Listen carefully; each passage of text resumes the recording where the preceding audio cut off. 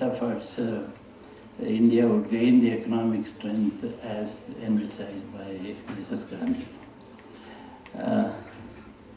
Ladies and gentlemen, we live in an era where great changes are taking place, as Ambassador Rajan mentioned it at the beginning. I wonder whether every one of you, whether all of us are able to comprehend these changes fully. There are compulsions of globalization. Everyone seems committed to the need for globalization. Many of the efforts that I outlined before is a part of India's efforts at globalization.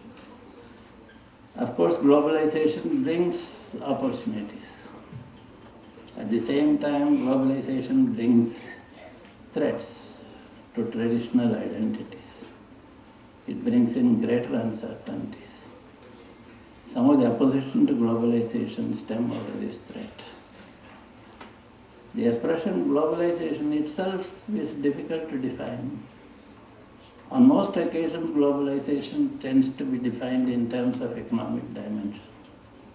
The economic dimension is indeed important, but it's not the only one. The crucial, the cultural and the social dimensions of globalization process are equally important. This is what Mrs. Indira Gandhi had emphasized at that point of time. It should benefit all parts of the people, all parts of the globe. It should benefit all people, all sections of the people, in every part of India.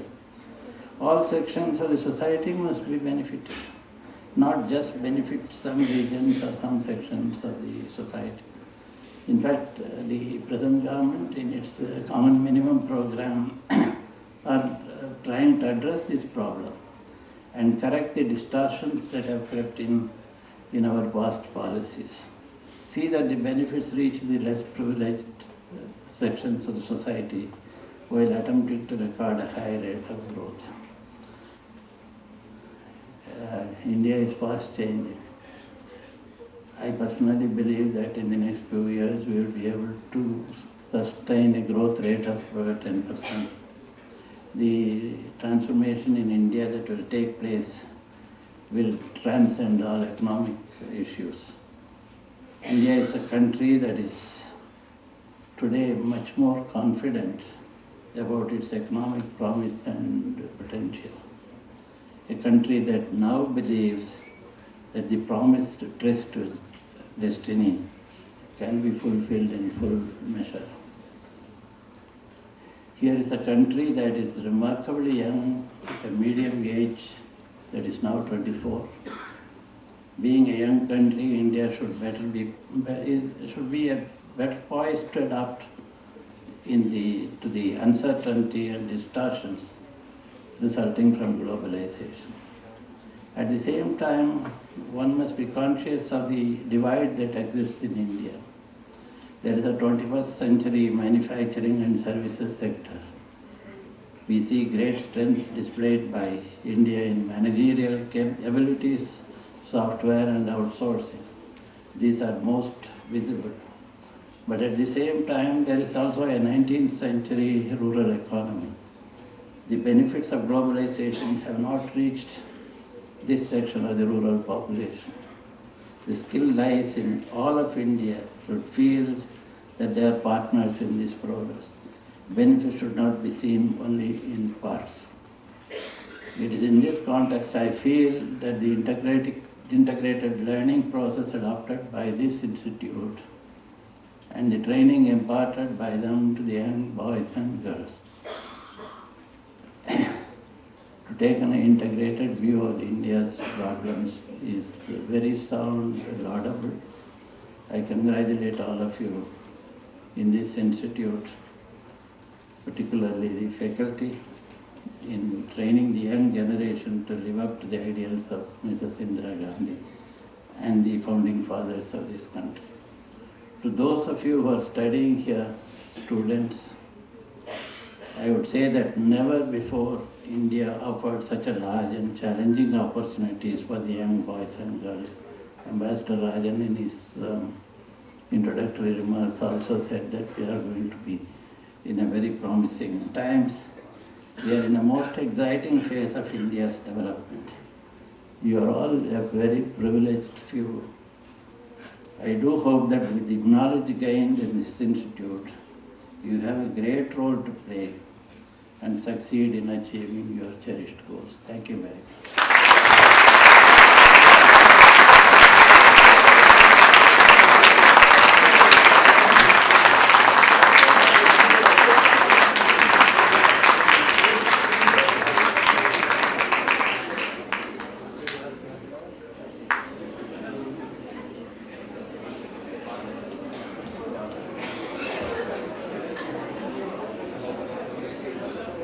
Now, if there are any questions, I would request you to please announce your name and then put your question.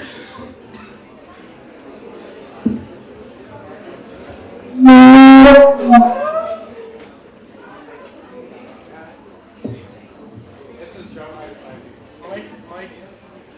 Sorry. Get the mic.